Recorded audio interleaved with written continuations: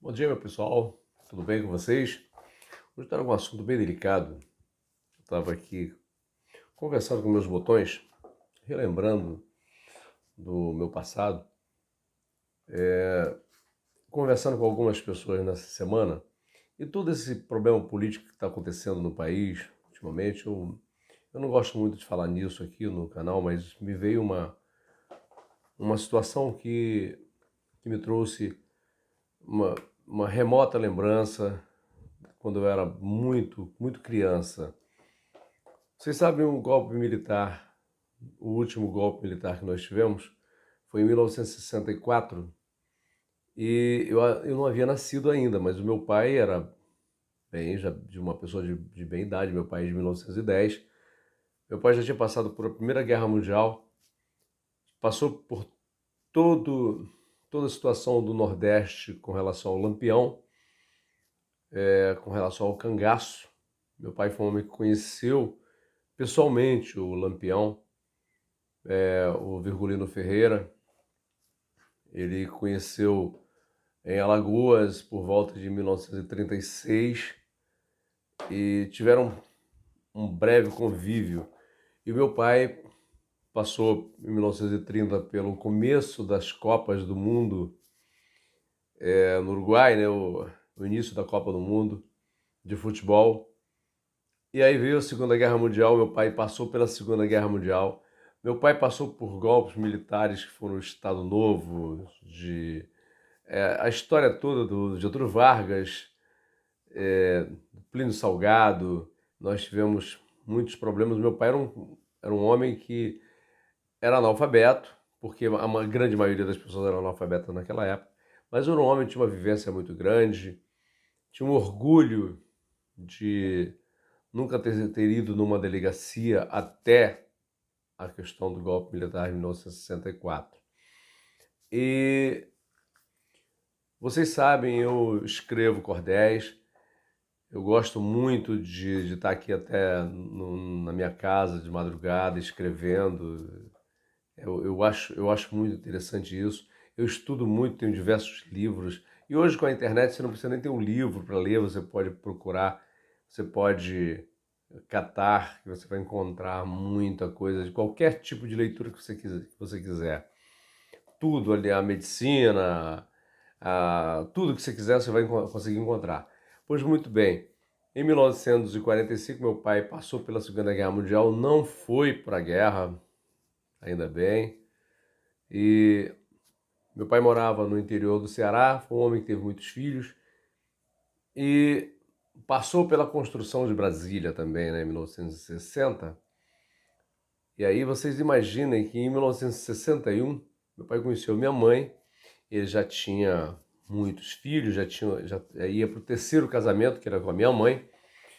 Mas isso tudo começou por volta de 1932, até o dia que ele morreu. Meu pai nasceu em 1910, no dia 20 de janeiro de 1910, e veio essa trajetória toda. E nessa semana eu tive conversando com algumas pessoas, eu me deparei com uma história muito triste. É um capial. Capial é um cara que não sabe nada. É um boçal, um cedilha. O boçal com dois S é aquele que vem da bossa, né? A bossa nova ou alguma outra coisa parecida. Pois muito bem. Um boçal, ah, talvez seja um analfabeto funcional, e ele estava me dizendo: não teve golpe militar. Não teve golpe militar, foi revolução. Não, não, você está enganado. Você está enganado. Você é louco. Eu nasci em 1965, no dia 7 de julho de 65. Estou com 59 anos de idade. E se aquilo que aconteceu pela enésima vez no Brasil não tiver sido um golpe militar, então, meu irmão, o resto que aconteceu não foi mais resto, não aconteceu. Nada do país aconteceu. Porque em 1889 nós tivemos um golpe militar que foi a deposição do Dom Pedro II. Isso foi um golpe militar. Foi feito no Rio de Janeiro. E vocês não estudaram? Pois é. Aí eu vou apelar para o Peninha. Se vocês quiserem saber o que é o Peninha, procurem saber. Bah, tu não sabe, na total ignorância, tu não estudou, eu sei que tu não estudou. Pois é. Peninha, assisto tudo que é seu, cara, tu é um fenômeno. É um professor de história maravilhoso. Começou a conversa da seguinte forma. Eu tenho projetos que eu busco a Lei Rouanet para patrocinar os projetos que eu tenho. A lei não patrocina, como eu já falei aqui,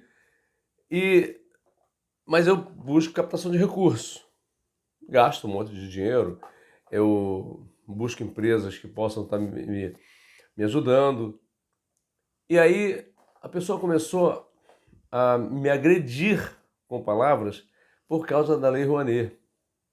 A Lei Federal de Incentivo à Cultura, que era de 1991, e ela foi refeita aí no governo do Bolsonaro em 2022.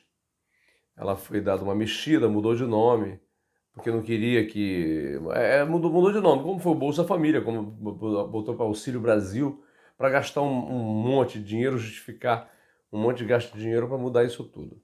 Pois muito bem, a Lei Federal de Incentivo à Cultura tem me ajudado bastante. Outros projetos eu fiz pelo Ministério da Saúde. Foi lá no ano 2000, 2001, 2002, 2003, 2004, 2005, 2006. Trabalhei muito tempo no projeto Segundo Tempo. Agradeço muito por terem me convidado, porque eu tinha terminado a minha faculdade de Educação Física e engrenei como coordenador do projeto Segundo Tempo. Lá em 2006 para 2007, naquele período que teve o Pan-Americano aqui no Brasil, né?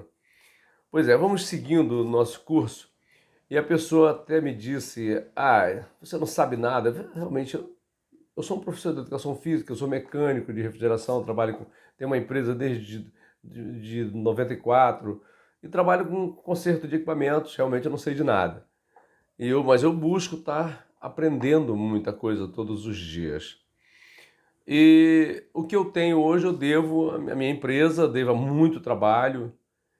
E o que eu ganhei até hoje fazendo projetos de prevenção de HIV na década de 2000, na década de 90, ajudei muita gente com relação a isso aí, porque foi um período difícil demais. Se vocês não sabem, se vocês não conhecem, procurem conhecer, porque foi um período difícil demais para nós, para todo mundo, para toda a população brasileira, com uma pandemia de HIV, AIDS, década de 80, década de 90.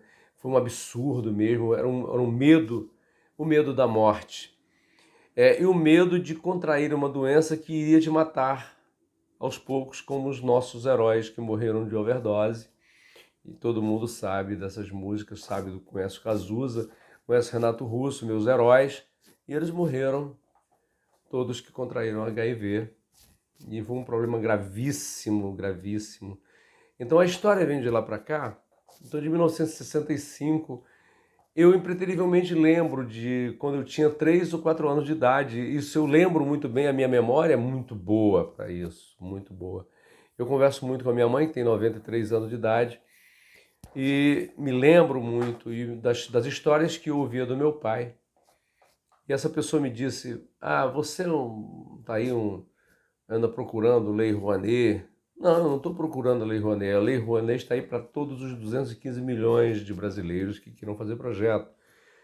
E aí alguém vem e me diz, essa mesma pessoa, outra pessoa, mas a fulana pegou 5 milhões. Irmão, eu não quero saber da fulana que pegou 5 milhões, 10 milhões, 200 milhões, 150 milhões, 500 milhões. Não quero saber, cara. Não quero saber, eu quero saber do meu projeto, que eu estou fazendo. E eu faço uma prestação de contas impecável. Eu contrato pessoas para me ajudar, contrato pessoas para fazerem comigo. Mas vamos deixar essa parte do ranço da história da lei. O que eu queria falar hoje é sobre o que a pessoa falou para mim.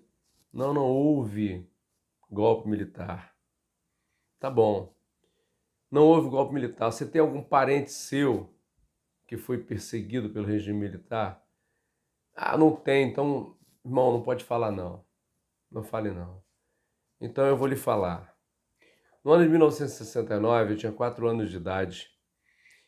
O meu pai foi contratado pelos militares, que na época o Castelo Branco já havia morrido.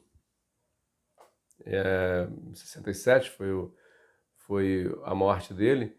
Em 1968 foi instituído Ato Institucional número 5, que dissolveu o Congresso Nacional. Você imagina, hoje nós temos 513 deputados, né? E nós vimos agora há pouco uma tentativa de golpe, aí não teve sim, começou exatamente desse jeito. Porque começou em 1960, eu não era nascido ainda, mas eu estudo, né? E aí eu volto a falar sobre a Peninha, mas tu não estudou, cara. Tu não estudou, procura estudar, vai lá, vai ler sobre isso aí, para tu ter uma ideia do que é isso. Então, em 1969, meu pai foi contratado pela Rede Ferroviária Federal, a Refesa, que eram os militares que tomaram conta de 64, de 69, tinha aí esses 5 anos, essa lacuna já aberta de 5 anos. E meu pai morava no interior do Ceará, num lugar chamado Águas Belas, que hoje se chama Major Simplício. Tinha uma fazenda, não é bem fazenda, um terreno grande lá, que eu nem sei como é que era, um terreno.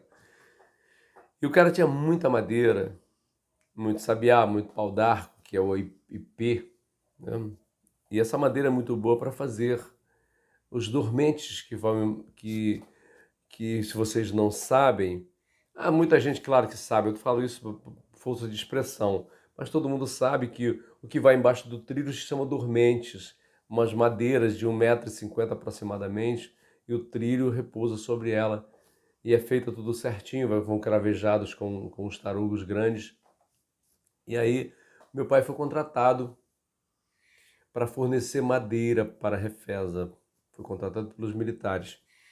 Meu pai forneceu madeira por volta de o final do ano de 68, 60, e o ano de 69 todinho. E um dia, eu me lembro muito, para vocês terem uma ideia, o que eu estou falando aqui, não estou falando asneira, não estou falando besteira com datas, isso não. Ou alguém falar, você não pode estar lembrando disso, eu tinha 4 anos de idade, em 69. Em 1970, nós saímos de lá e fomos morar num lugar chamado Cacibas de Cima, que só tinha nossa casa. Então era assim. E meu pai foi mais por conta dessa situação, de problemas financeiros. E meu pai era um homem muito trabalhador, um homem muito honesto. E ele arrendou o terreno de um senhor chamado Vicente João e começou a tirar a madeira e levar para a Refesa. Você imagina que isso era feito em lombo de animal. Eram jumentos que levavam aquelas toras de madeira e levavam. Passou metade do ano de 68, viu o ano de 69. E aí, até que veio a Copa do Mundo de 1970, não pagaram meu pai. Mas antes disso também não pagaram. E o meu pai foi para a cidade de Sobral, pegou lá uma condução e a estrada de ferro já estava quase pronta. E não pagaram meu pai. E de lá ele foi para Fortaleza. E a promessa é que eles pagariam. Quando meu pai chegou em Fortaleza, meu pai se orgulhava muito de nunca ter ido numa delegacia de polícia, assim, numa delegacia como um depoimento, prestar alguma... Meu pai nunca tinha ido a uma delegacia, a não ser visitar o delegado, que ele era conhecido. Meu pai chegou lá em Fortaleza e aí aconteceu um fato que as pessoas que nunca tiveram um parente perseguido, preso pelos militares da época do golpe militar, alguém disse golpe cívico-militar, o cacete, cara. Porra, os caras tomaram o poder, dissolveram o Congresso Nacional, tiraram prefeito, tiraram governador, tiraram todos os deputados, acabaram tudo. E Brasília tinha acabado de ser inaugurada. Foi em 1960. Eles queriam mostrar serviço, queriam dizer que a coisa melhor do mundo é o serviço militar. Não sei, eu não servi. Eu não servi às Forças Armadas. Isso não me enche os olhos. As Forças Armadas não me enchem os olhos. Ser policial, ser segurança, ser militar, ser lá o cara do exército, da aeronáutica, isso não me enche os olhos. Nunca me encheu os olhos, nunca tive vontade disso. Eu sinto por isso a mesma coisa que eu sinto por nada. E aí muita gente quer ser militar, vai defender militar. Por que você vai defender? Você defendeu o tráfico, defendeu não sei quem, eu posso estar falando besteira aqui, sabe? Mas essa situação de estar defendendo a político o fulano de tal, defende o capitão, E depois de tudo isso, essas situações começaram a ocorrer na nossa família, e nós não tínhamos dinheiro para comprar comida. Éramos crianças, eram muitas crianças. Com a minha mãe, meu pai teve 10 filhos. E fora os outros das outras mulheres, meu pai casou 3 vezes. Eram muitos filhos, muita criança dentro de casa. Depois disso, meu pai ainda teve mais filhos, depois de 70. Até 1973, meu pai ainda teve filho. Então, vocês imaginam, meu pai viajou para Fortaleza, chegando em Fortaleza, ele foi direto procurar a Refesa, a Rede Ferroviária Federal. Vocês sabem, a Rede Ferroviária Federal tem uma polícia que é de controle dos trens. Eu hoje não sei mais como é que está isso, também não faz a menor diferença, não dou o menor valor a esse pessoal também, sabe? Não dou o menor valor. Aí, se o cara for um sujeito de hombridade, for um sujeito bom, tá maravilhoso. Agora, se você for um cara ruim, eu tenho o meu desprezo para você. Eu não dou nem o meu desprezo, você não merece nem o meu desprezo, sabe? Ah, o polícia fulano de tal, o capitão não sei o que lá, ou então o cara que era saiu daqui da polícia para entrar na política. Você não quer dizer nada, você não sabe nada, você é um desconhecedor de tudo. Você nunca varreu uma casa, você nunca fez um feijão, você nunca plantou um milho, você nunca consertou uma bicicleta.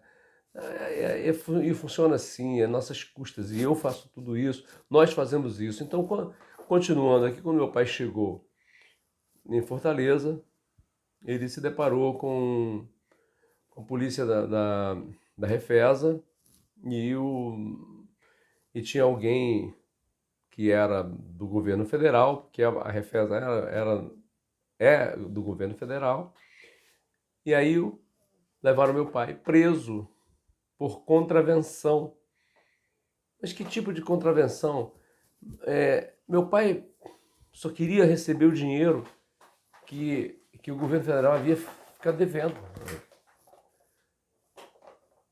E aí prenderam meu pai, um homem que nunca teve nada contra ninguém, nunca fez nada. E foi uma semana, interrogatório, que meu pai era comunista, mas o que é isso? Que meu pai só votava. Meu pai era um homem analfabeto, nascido lá depois sabe, em 1910, fazia pouco tempo que tinha república neste paizinho do Piniquinha. Pois é, porque se tu não sabe, em 1889 foi dado golpe militar. Foi tirado o Dom Pedro II do poder, e ele morreu em 1895, no dia 5 de dezembro de 1895. Todos os chefes de Estado do mundo inteiro foram lá para o velório dele. O único que faltou foi o Brasil, por falta de respeito, sabe? E um general canalha que foi do lado dele, que estava participando do golpe também lá, que era o Duque de Caxias. Já velho, participou de tudo, mas não tinha mais onde colocar dinheiro mesmo, cara. É isso aí. O que o militar faz no Brasil? Para que serve? Para que serve o militar? Sinceramente, até hoje eu não sei. Mas eu vou dizer para vocês uma coisa, para que serve? O Exército Brasileiro tem uma serventia muito grande no Nordeste. Eu seria muito ingrato, está dizendo hoje aqui, que realmente as Forças Armadas não servem. Não, servimos para guerra, que a gente não precisa de guerra. A gente não tem guerra, não. A gente pode estar guerreando aí, vai para a praia, vamos para o churrasco, sabe? Vamos cantar um pagode, sabe? Vai cantar funk. Vamos para a Bossa Nova, pega o Roberto Carlos para tocar um violão lá e tal.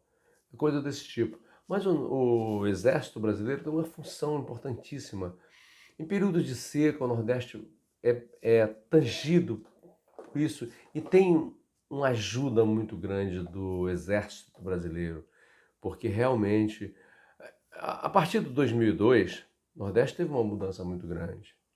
A partir da eleição do governo Lula, o Nordeste ganhou uma outra dimensão.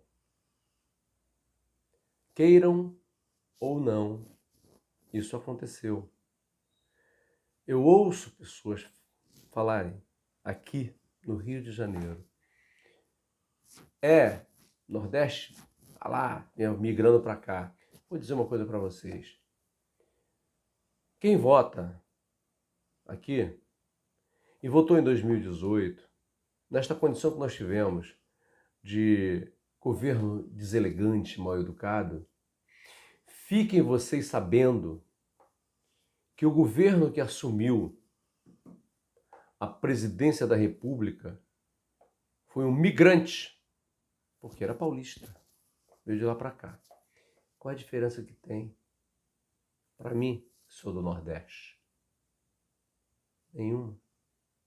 A única diferença é que eu não vivo às custas do meu vizinho.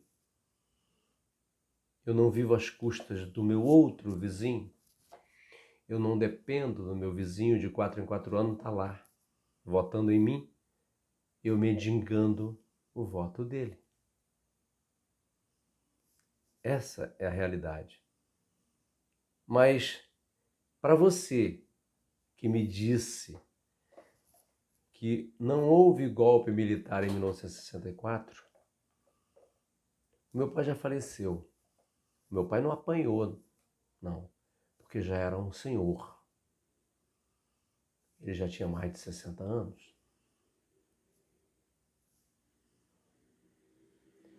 Mas, meus amigos, o meu pai foi humilhado demais. Foi muito humilhado. Durante uma semana, ele ficou porque não queriam pagar a dívida que tinham com ele. Meu pai retornou, muito humilhado, e ele conseguiu uma ajuda que amigos fizeram lá, que estavam fazendo, que também tinham recebido uma parte desse material e resolveram pagar para o meu pai uma pequena parte, mas era muito pouco. Era muito pouco. Meu pai passou numa cidade pequena que tinha lá, comprou algumas roupas, fazendas para fazer roupa para as crianças, para nós. Eu que tinha 4 anos e o restante dos meninos que tinham, todo mundo muito pequenininho.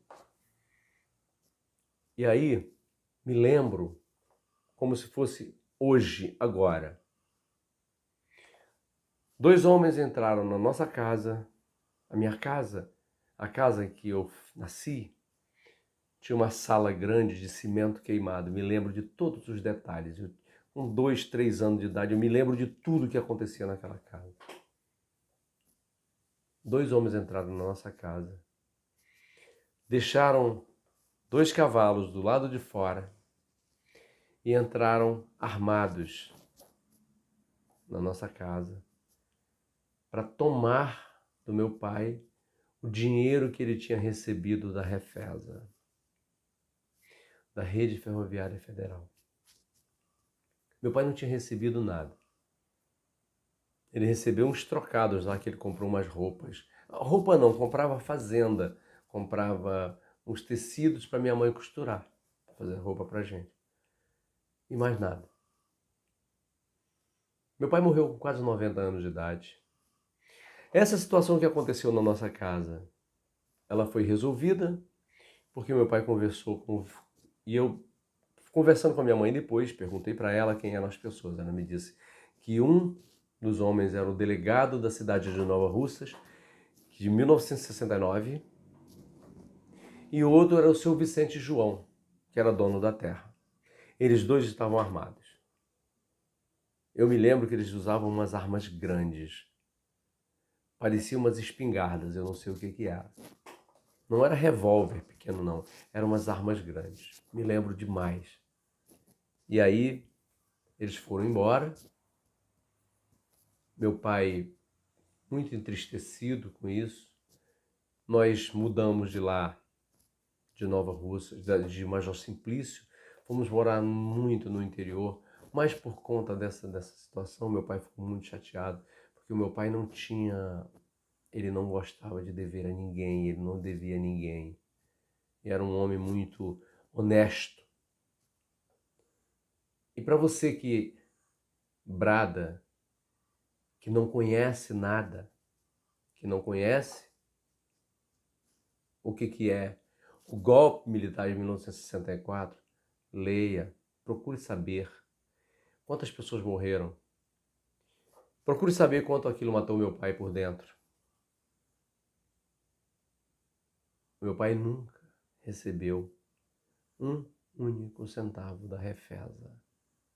Rede Ferroviária Federal, Sociedade Anônima, do governo militar. Entre 1964 a 1984.